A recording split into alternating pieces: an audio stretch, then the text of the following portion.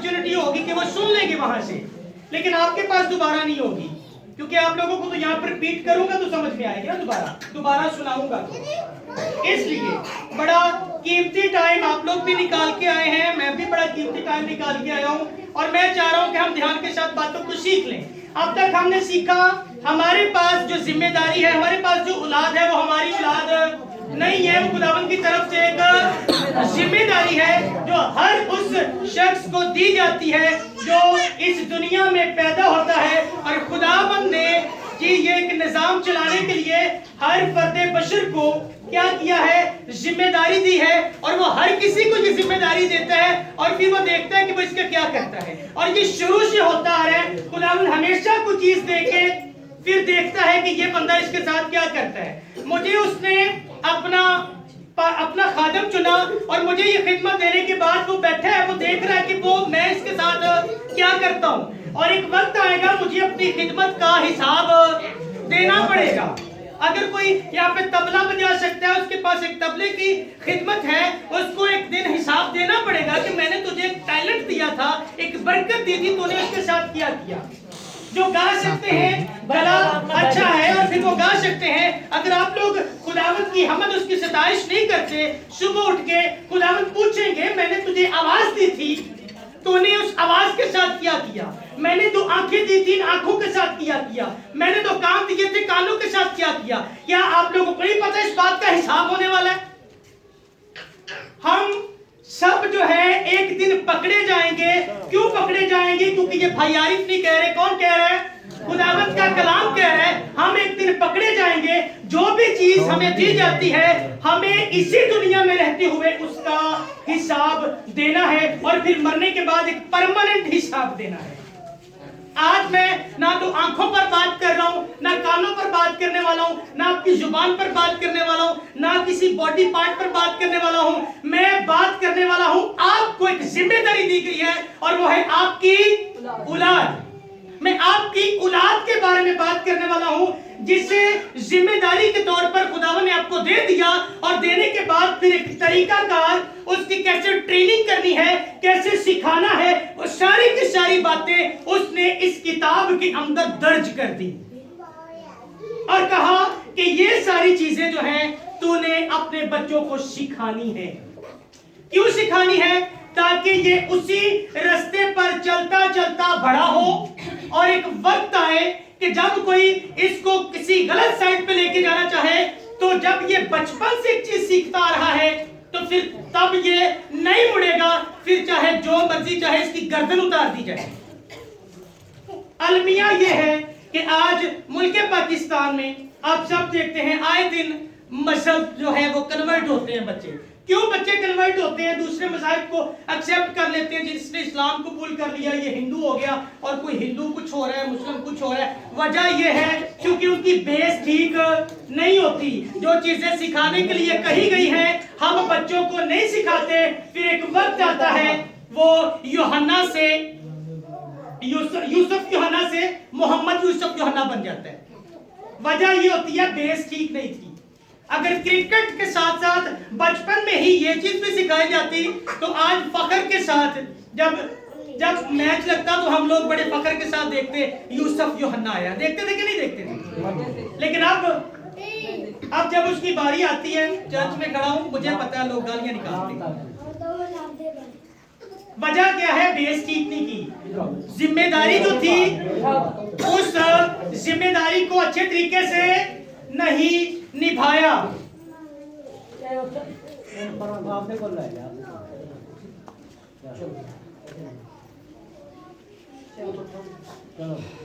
बातें समझ में आ रही हैं? मुश्किल तो नहीं है? आइए एक जोरदार नारा लगाएंगे, बोलो खुदावंद यीशु मसीह की।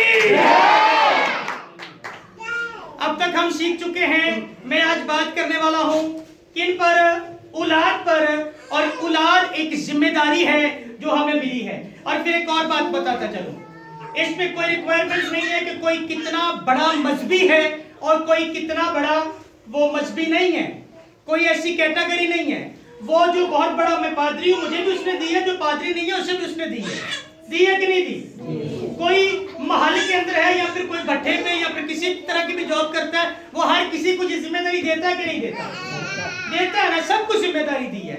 फिर इस जिम्मेदारी को अच्छे तरीके से, जिस तरह से वो कह रहा है कि हमें इसको तैयार करके उसके पास लेके आना है, क्या हम वो कर रहे हैं? इस पर मैं आज आप लोगों की तवज्जो दिलाना चाहता हूं कि हम कर क्या रहे हैं इसके साथ। और मेरा आज दिल बड़ा खुशी से शादमान है। हम रात को रोज जो है घर पे मेरा एक सरमन होता है, कलाम होता है 1 घंटे का, वो ऑनलाइन टीचिंग देता हूँ पास्टरों को, दूसरों खातों को और फिर कलीसियाओं को जो पूरी दुनिया में बैठे हैं।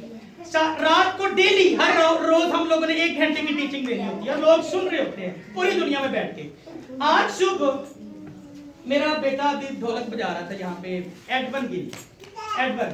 सुबह मैंने उससे कहा, मैंने कहा रात को कलाम क्या सुनाया था? यकीन जाने 1 घंटे का कलाम 2 मिनट में उसने मुझे सुना दिया, सारे का सारा कलाम। और फिर मुझे बड़ी खुशी हुई, मैंने कहा चला रिकॉर्डिंग करते हैं। उसको मैंने उस वीडियो बनाई, उसने 1 मिनट 42 सेकंड में वो सारे का सारा सरमन जो है वो 1 मिनट 42 सेकंड में सारी रिकॉर्डिंग उसने कर दी और बड़े कॉन्फिडेंस के साथ की क्योंकि हम हर रोज उसके सामने प्रस्तुत करते हैं, दुआएं करते हैं, कलाम सीखते हैं, सिखाते हैं और ये सारी चीजें वो अडॉप्ट कर रहे हैं। कोरा कागज है, खाली है, जहन के अंदर कुछ नहीं है, दिल के अंदर कुछ नहीं है। जो चीज हम बच्चे के जहन के अंदर डालेंगे वही चीज उसकी जिंदगी में ग्रोथ करती जाएगी। आप ये ना समझिए, सुनिए इधर, मैं मेरी तरफ देखना थोड़ी देर के लिए, आप ये ना समझिए कि बच्चा बढ़ रहा है। बच्चा तो बढ़ ही रहा है फिजिकली तौर पर, लेकिन जो चीजें वो सीख रहा है वो भी उसकी जिंदगी में बढ़ रही हैं, वो भी उसकी जिंदगी में बढ़ रही होती हैं। स्कूल से पेंसिल चोरी करता है, बड़ा होके फिर बड़ी चोरी करता है। क्यों? क्योंकि वो छोटी चोरी तो काम बढ़िया है, तो बड़ी चोरी तक पहुंचे है। लेकिन खुदावंत का कलाम क्या कहता है? मैंने ये जिम्मेदारी दी है और इस जिम्मेदारी का तुम लोग क्या कर रहे हो? इस जिम्मेदारी को मैंने एक रास्ते पर चलाने के लिए कहा था। क्या उस रास्ते पर तुम लोग चला रहे हो? वो रास्ता कौन सा है उसको सीखते हैं। जब हम इमसाल की किताब पढ़ते हैं, उसके 22वें बाब की 6ठी आयत को पढ़ते हैं, तो वहां पर लिखा है, लड़के की उस राह में तरबियत कर जिस पर उसे जाना है, वो बूढ़ा होकर भी उससे नहीं मुड़ेगा, बूढ़ा होकर भी उससे नहीं मुड़ेगा। लेकिन तरबियत कब होनी चाहिए? जब वो लड़कपन की हालत में है, जब अभी वो बच्चा है। बचपन से उसकी तरबियत कर। और यहाँ पर एक राह का जिक्र है, एक रास्ते का जिक्र है, एक राह है, उस राह पर तरबियत कर। अच्छा, राह तो लिख दिया लेकिन राह का बताया नहीं, वो राह है कौन सी? लिखा है बच्चे की उस राह पे। किस राह पे लिखा ही नहीं है। कदम बना लो, खुदा वाले लाइन चलाओ तो बच्चा आपे गया तो मन सही होएगा। Praise the Lord. लेकिन उस राह के बारे में बाइबल क्या कहती है उसके बारे में सीखते हैं। यूहन्ना की अंजील 14वें बाब की 6ठी आयत को पढ़ते हैं। यूहन्ना की अंजील 14वें बाब की 6ठी आयत के अंदर लिखा है, यीशु ने उससे कहा कि राह, हक और जिंदगी मैं हूं। यीशु ने क्या कहा? राह, हक और जिंदगी मैं हूं। इंग्लिश के अंदर लिखा है, I am the way, I am the truth and I am the life. कहता है राह मैं हूं, राह मैं हूं, हक मैं हूं और जिंदगी भी मैं हूं।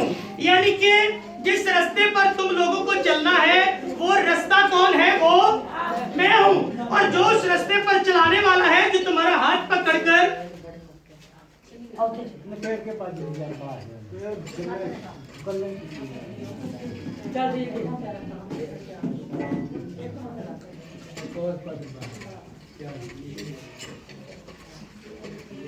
बोला खुदा यीशु मसीह की जोरदार ताली बजाएंगे।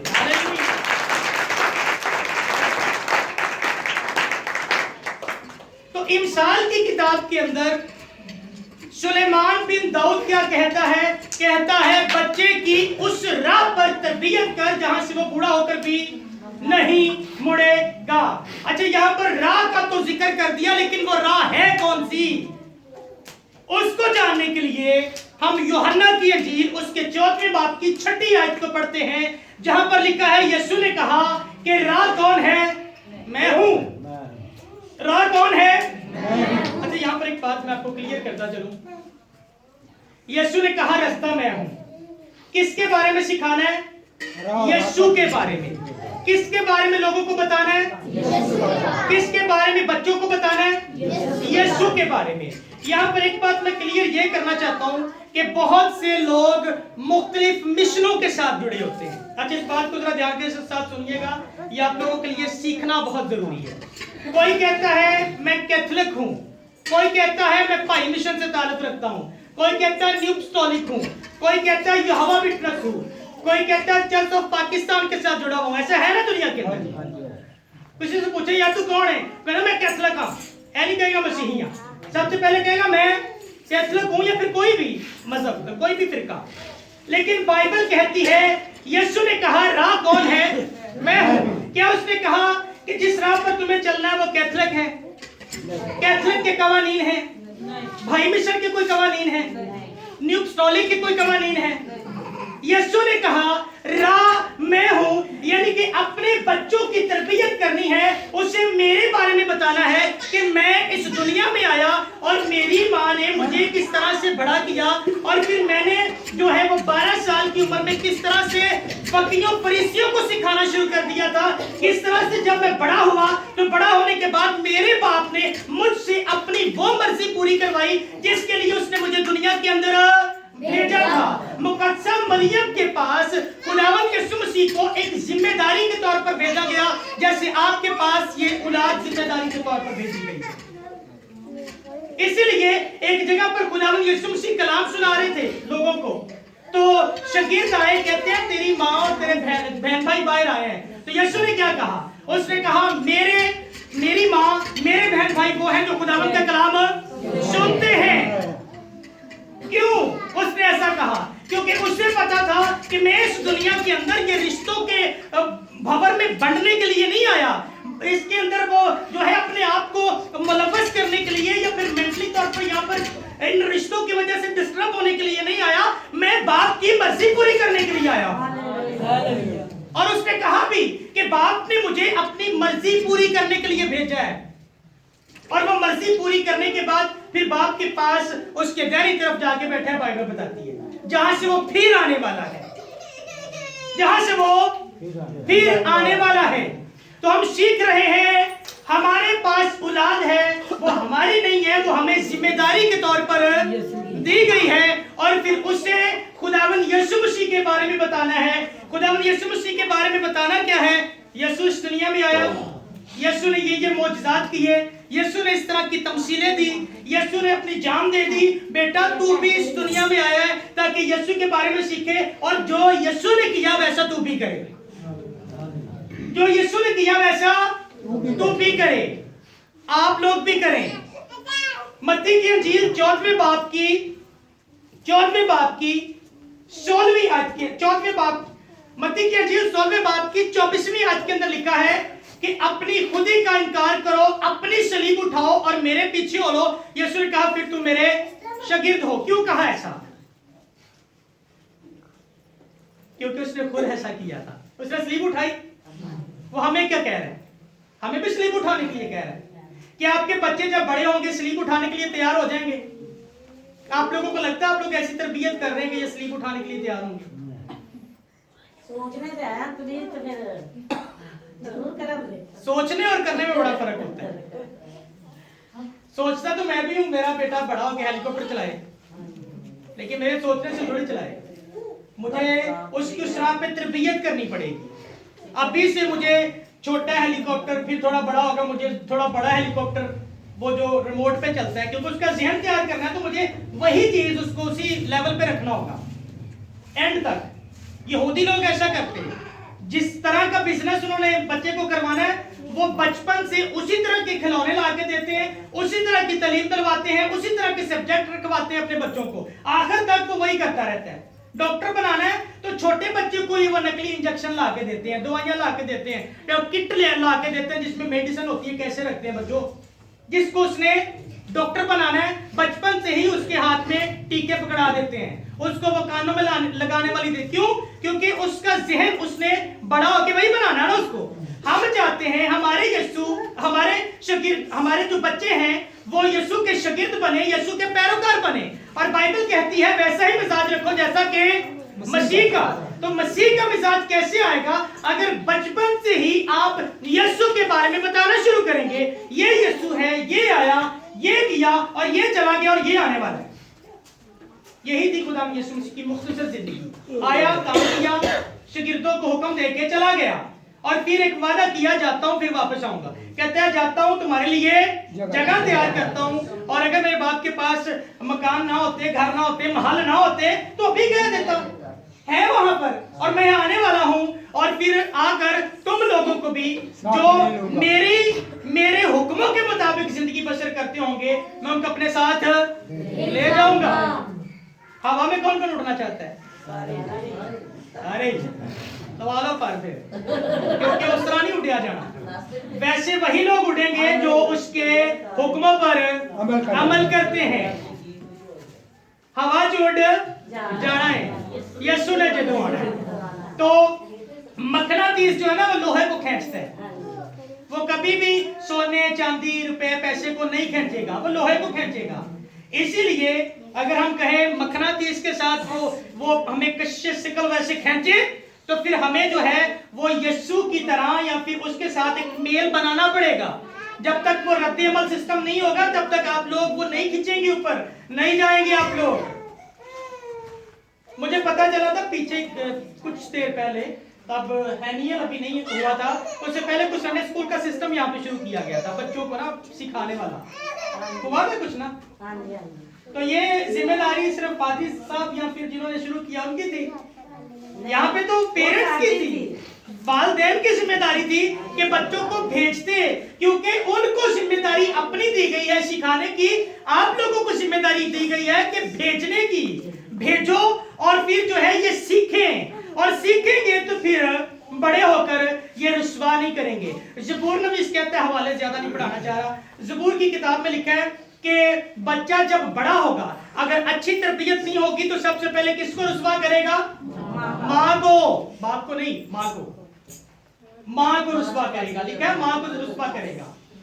इसलिए बाइबल के मुताबिक अब अगर आप लोग जो है उसकी परवरिश करते हैं, उसको तालीम देते हैं, तो फिर ये उनका भी भला और आप लोगों का भी भला। इफ्सियों के खत के अंदर उसके 6 बाब की 4 आयत में लिखा है, और ए औलाद वालों तुम अपने फर्जंदों को, फर्जंद कौन है? बच्चे आप लोगों के, अपने फर्जंदों को गुस्सा ना दिलाओ, बल्कि खुदावंद की तरफ से तरबियत और नसीहत दे देकर उनकी परवरिश करो। किसकी तरफ से?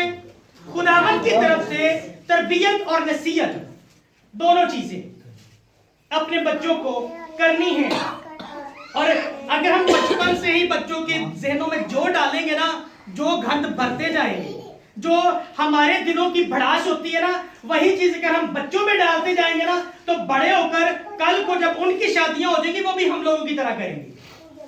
ये घर घर का मसला है।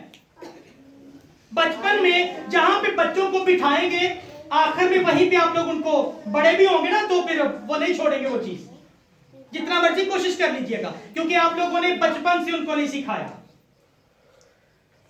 ये बेस है, ये वक्त है। बच्चों ने तो बड़े होकर अपना हिसाब देना ही देना है, लेकिन आपको बच्चों का भी हिसाब देना पड़ेगा, अपना भी हिसाब देना पड़ेगा, क्योंकि उन्होंने, खुदावन ने आप लोगों को जिम्मेदारी दी है। क्या मैं बाहर से मैंने कोई बात की?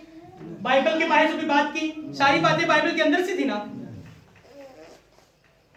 तो अगर ये जितनी आप लोगों पे लागू होती है उतनी मेरे पे भी लागू होती है। और मैं जिस कदर अपने बच्चों पे मेहनत कर रहा हूं, मैं जानता हूं, ये मेरा खुदावन जानता है, मिसेज जानती है, या फिर मेरे घर वाले जानते हैं हम किस तरह बच्चों को रख रहे हैं।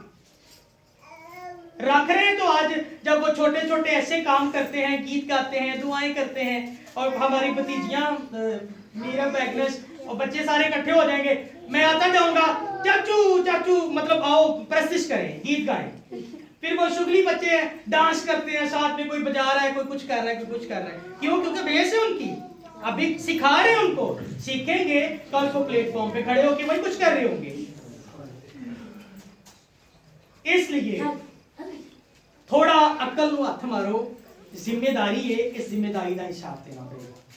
ਅਸੀਂ ਆਪਣੀ ਮਿਰਾਸ ਜਿਹੜੀ ਹੁੰਦੀ ਨਾ, ਮਿਰਾਸ ਮਤਲਬ ਜਿਹਨੂੰ ਅਸੀਂ ਜ਼ਮੀਨ ਜਾਇਦਾਦ ਕਹਿੰਦੇ ਆ, ਕਿੰਨਾ ਸੰਭਾਲ ਕੇ ਰੱਖਨੇ ਆ। ਇਹ ਥੋੜਾ ਉੱਤੇ ਆ, ਜਦੋਂ ਜਿੰਦੇ ਕੋਲ ਨਹੀਂ ਹੁੰਦੀ ਨਾ ਉਹਨਾਂ ਕੋਲ ਪੁੱਛ ਕੇ ਵੇਖੋ, ਉਹ ਕਹਿੰਦੇ ਨੇ 10 ਕਿੱਲੇ ਹੈਗੇ ਨੇ, ਉਹ ਵੀ ਲੈ ਲਓ ਯਾਰ, 10 ਸਾਲ ਹੋ ਗਏ ਨੇ ਔਲਾਦ ਨਹੀਂ ਹੋਈ, ਕਿਸੇ ਤਰੀਕੇ ਨਾਲ ਕੋਈ ਧੀ ਪੁੱਤਰ ਹੋ ਜਾਵੇ, 10 ਕਿੱਲੇ ਵੇਚ ਦਿਆਂਗੇ। कहते कि नहीं कहते? मतलब औलाद 10 किले नालों ज्यादा कीमती है, लेकिन जब आ जाती है फिर कहता भैड़ी पैणिया दफा हो जा, तू जड़ा ना तंग कर। ऐसे मतलब हम निकालते हैं गालियां उनको। और गालियों के ताल्लुक से बाइबल के अंदर लिखा है, जो आपकी जुबान से निकलता है ना, जैसे आपके दिल के अंदेशे वैसा तुम्हारे लिए, जैसा आप बोलते हैं वैसा होता है। आपकी गालियां असर करती हैं, तासीर रखती हैं, उनके अंदर असर होता है, अफेक्ट करती है आपके बच्चों पे। हो नहीं तो 10 साल गाली और जिंदगी च पूरी होती जे। इसलिए सोच समझ के गालियां कढ़िया करो, किसी ਨੂੰ भी, बच्चों ਨੂੰ नहीं तो किसी ਨੂੰ भी। अपनी जुबान ਨੂੰ कंट्रोल च रखो। बाइबल कहती ਤੁਹਾਡੀ जुबान इस तरह है जिवें एक ਵੱਡਾ ਬਹਿਰੀ ਜਹਾਜ਼ ਹੁੰਦਾ ਨਾ ਸਮੁੰਦਰ 'ਚ ਜਿਹੜਾ ਚੱਲਦਾ ਹੈ, ਤੇ ਪੂਰੇ ਬਹਿਰੀ ਜਹਾਜ਼ ਨੂੰ ਇੱਕ ਬਰੀਕ ਜਿਹਾ ਧਾਗਾ ਚਲਾ ਰਿਹਾ ਹੁੰਦਾ ਹੈ। एक बारीक सा धागा होता है और वो पूरे बहरी जहाज को कंट्रोल कर रहा होता है। कहता है तुम्हारी जुबान कुछ इस तरह से है, तुम्हारे बदन को कंट्रोल करती है, पूरे बदन को जुबान कंट्रोल करती है। इसलिए जुबान कंट्रोल च रखनी है ते बच्चों की परवरिश जिहड़ी हैगी है वो बाइबल दे मुताबिक करनी है। खुदावंद आज दे कलाम दे वसीला नाल तुहानू सारिआं नूं बरकत दे। आओ खुदावंद दे कलाम लई जोरदार तालियां।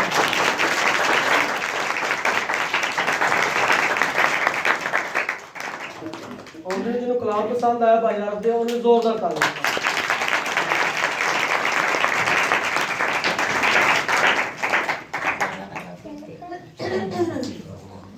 बड़ा अच्छा और